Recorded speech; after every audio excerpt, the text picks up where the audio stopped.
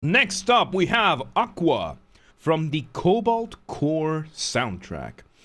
Once again, everybody, this is a Basterd's LFA, a layman-friendly analysis. I'm a professionally trained musician, a composer, and my objective here is to explain things in a way so that you don't have to be one to understand what is happening here musically. If you're watching the video, make sure you're subscribed to the channel, follow the channel, whatever term you want to use. Like the video, share the video, leave a comment, turn on notifications, all that good stuff. Two disclaimers. Number one, this is my first time hearing this track, so I will be pausing a lot. Very much so, because I'm going to be pointing things out as I hear them. And number two, this is recorded live on stream on a single take. I might stumble upon my words here and there. Whatever happens, happens, right? So with that in mind, yeah, chewy steak, yeah. I messed it up. Let's do this! Aqua, let's go. Let's see what you got.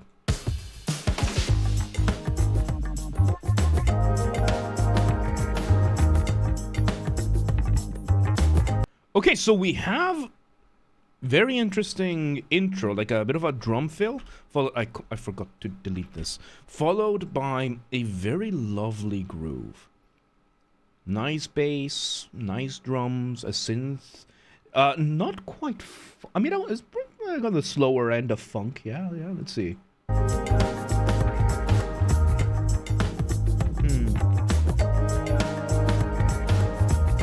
Yeah, we have the synth giving us a very lovely arpeggio there. Arpeggio being when you play a chord one song at a time. So, very lovely. I wouldn't call this funk. This is more like ambiance music. Very lovely. Let's see where this goes. Like smooth jazz. Yeah, I would put this closer to smooth jazz than I would to funk. Let's see, I heard the... Let me go back a couple of seconds, because we got the first synth, the main melody. Or the melody, at least. Or a melody. Let's see what we got.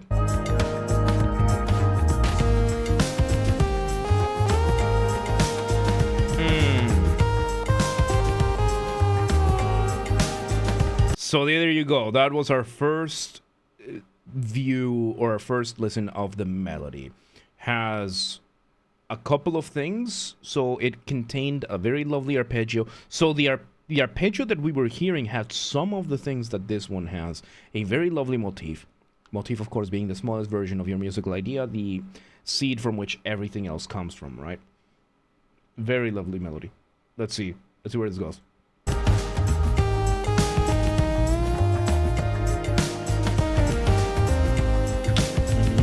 Developing the melody, okay.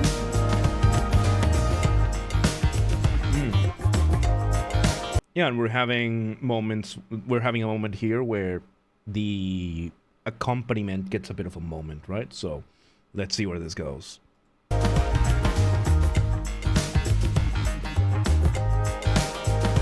I like that there's a slightly syncopated synth there, kind of in the back, giving us it's giving us kind of like a bass line, but played a little too high up.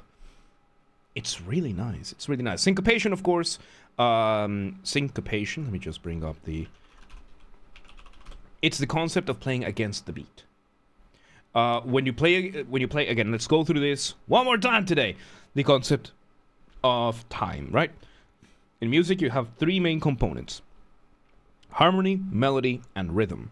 When it comes to rhythm, we subdivide it into bars or measures, whatever. Those are interchangeable terms. And each of them are determined by a time signature. Time signature, two numbers. One on top, one on bottom. Top number, the number of notes. Lower number, the type of notes. English is super easy to remember. Whole notes is 1, half notes is 2, quarter notes is 4, eighth notes is 8. It just keeps doubling over and over and over. So, top number, 4, lower number, quarter. So, 4 quarter notes in a measure, which, you will have it counted as 4/4. So, to count a measure, you just count in the 4/4, 1 through 4. 1, 2, 3, 4. That is on the beat. If I were to do things on those beats, so I could be 1, 2, 3, 4. 1, 2, 3, 4. 1, 2, 3, 4. That is on the beat.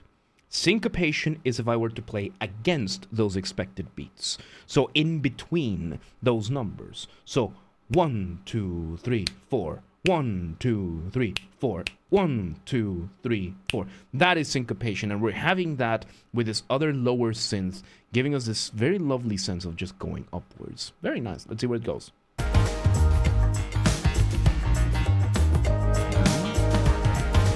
Complementing the other synths too. Very lovely.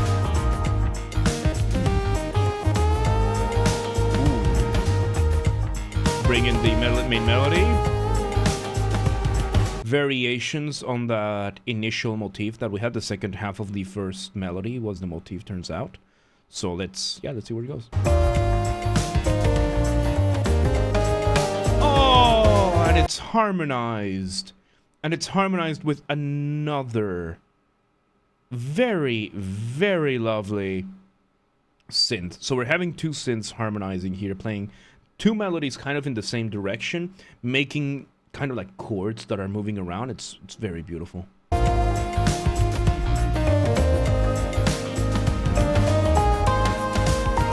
Arpeggio, nice. That's the full motif, yep. Oh shit, we got similar motion, finally, look at that. So, when it comes to Counterpoint, we've had a lot of parallel motion. Counterpoint being the study of melodies, how they interact with each other, that kind of thing. And when it comes to things, you can have similar motion, parallel motion, or contrary motion. Those are like the three overall directions that things can go, right? So, there's parallel motion is the most straightforward. Both instruments are doing the exact same thing. Contrary motion is they're moving in opposite directions. And similar motions, usually it's they are overall going the same way, but they are having different things happen in the middle. And that's kind of what we're doing right now. We're doing that with what is called species counterpoint. So species counterpoint is when you get different notes, kind of like how many notes per note, right? So if we were to have 1-to-1 species counterpoint, for every note one instrument plays or one line plays, the other one will also play 1. 2-to-1 species, for every note one instrument plays, the other one will play 2. 3 is 3 for 1, 4 for 1, and so on and so forth. And we're having this very lovely moment with the melodies over here, that one melody is having the moments, then it's holding a little bit slower, then it has another moment, and in the meantime, the other melody is following kind of on the same place, but in between is having its moments, then letting the other melody do its thing, then it's had its moments, kind of like doing a call and response while doing a similar motion in, species counterpoint. Very lovely. Let's see where it goes. Music box, nice.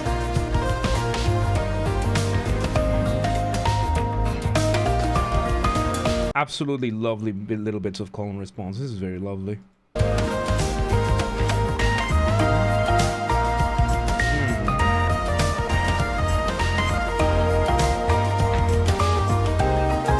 Yeah, we got a couple more. Like, we're not repeating this exactly the same way, but we are repeating the overall concept. This is very lovely, dude. This is a very, very lovely piece.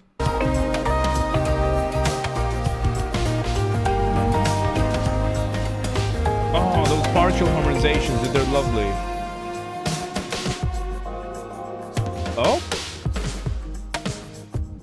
We change things around, we just let the drums do their thing. So in this channel, we talked a lot about going off the ramp, right? A colloquial term. Colloquial just means there's no official academic term, or I'm not using it to explain my point. And going off the ramp is a type of transition that I call that way, because you are removing something like the drums or the bass, and you're keeping everything else, or you're reducing the size to make the listener feel like they're suspended up in the air, and they are now like the inertia, you just jumped off. Right now we're doing kind of the opposite. I would say kind of the opposite. We went from having all these instruments above to just the drums, which is kind of a way of forcing you to get to, like, forcing a grounding, It's not as aggressive as it sounds, right? But it's still kind of like the opposite of going off the ramp. Let's see. Introducing those.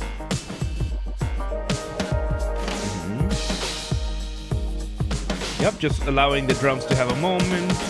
Spreading the accompaniment a little bit thinner, giving it a bit more silence, a few more moments of silence here and there.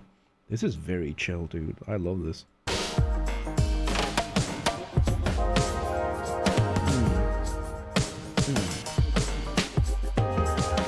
Yeah, this counts as a drum solo.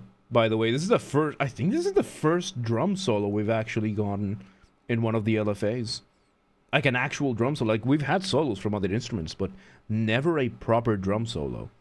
This is a tricky thing when it comes to composition. Because usually you will have, and it explains, because the other instruments are playing specific chords at a specific time. And in the meantime, the drum is slowly going for a solo. It's not going super crazy, but the solo is there. Very nice, very, very jazzy. So yeah, this falls under the smooth jazz category because it's following that notion that is very popular in jazz too. When you have an instrument playing a solo, everybody else is playing the same thing, the same determined structure, except the designated instrument, unless it's a drum solo, in which case the other instruments are a lot of the time going to just play chords fairly shortly to leave as much silence as possible so that the drums can go ahead and go wild. So let's see where this goes.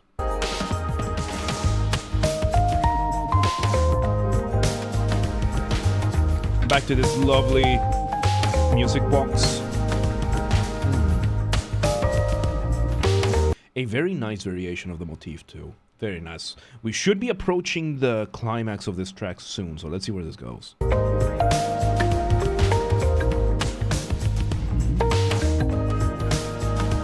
So chill. I think this is not a music box. I think it's one of those like miniature. It's not really a keyboard, but you pull the individual things, like these little metal bars. I forget the name of this instrument. It's lovely. It's like handheld. Beautiful, beautiful little instrument. Fairly difficult to use because of the limited scales that you can get from it, but it still sounds beautiful, and I think it's one of those.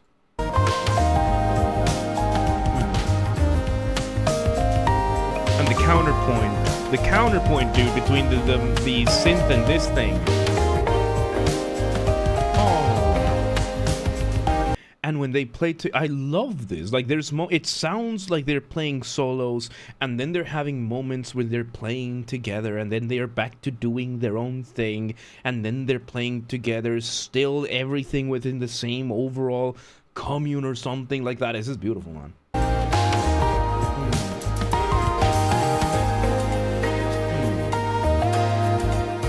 Remove the drums once again.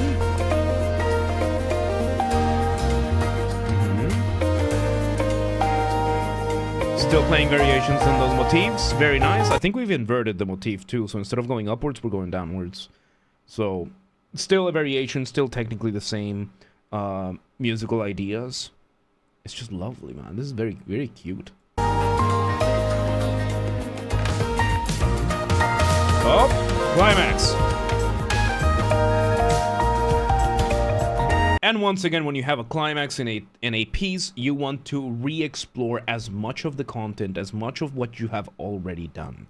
And in this case, we are bringing a bunch of elements from the first few parts, from everything. Like, we are revisiting not just melodies, but textures, instrumentation. This is lovely.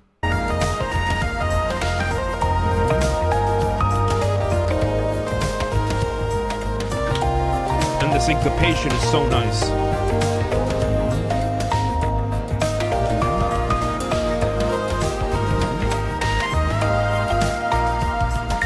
Yeah, we are getting these little stingers kind of echoing everything else that we've been doing so far.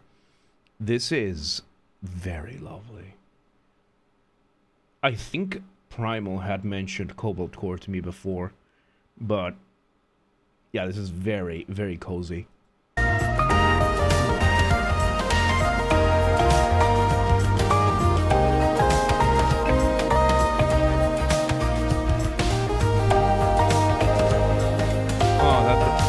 Like when they go down in that harmonized way, it's just nice.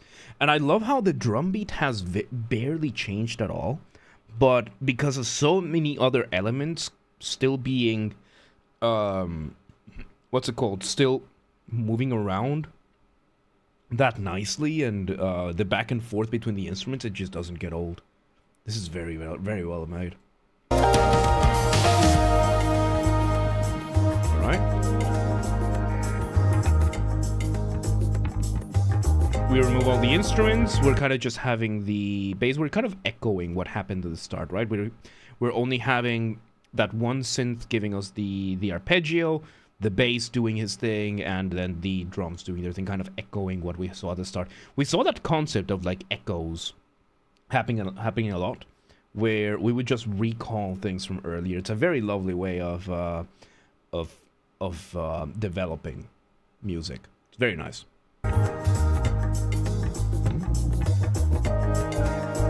Hell yeah, Arbuzos. How are you gonna end this stuff? Okay, we add some of those other... that synth that gives like the quasi bass line, okay. How's this gonna end though?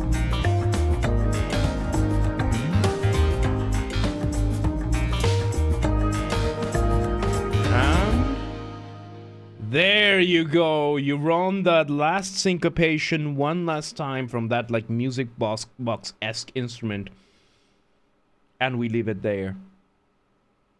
And just let everything else echo away. Man, that was absolutely lovely. That was absolutely just incredible, dude. Hell yeah. That was Aqua from the Cobalt Core soundtrack by Aaron Cheroff. Once again, everybody, this has been a Basterd's LFA Layman-Friendly analysis. I'm a professionally trained musician, a composer, and my objective here has been to explain things in a way so that you don't have to be one to understand what's happened here musically. If you want to listen to this track, by the way, if you're watching this on the video, thank you for watching. Make sure you're subscribed to the channel, like the video, share the video, leave a comment, turn on notifications, all that good stuff. If you want to listen to this track without me interrupting every 3 seconds, I will be linking it in the description. If you want to request a song and you're not on the live stream, go to the Discord, linked in the description. Go to the LFA requests channel, follow the instructions on the pinned comments there, on the pinned messages there. If you don't follow the instructions, you get ignored. You don't get considered. Simple as. After that, if you want to catch these streams live, check the Twitch and the Discord, links below. They have the stream schedule showing on your local time zone so that you don't have to worry about calculating or anything like that. Calculating time zones or anything like that. So, yeah, there you go. There you go. Oh, yeah, also consider becoming a member, doing one of them paid subscriptions, support the channel that way. So, yeah, there you go. That was very lovely. That was actually very, very cute. I loved it. There you go. That was Aqua by from Cobalt Core, from the Cobalt Core soundtrack. Very good stuff. Very lovely stuff. But yeah, let's move on.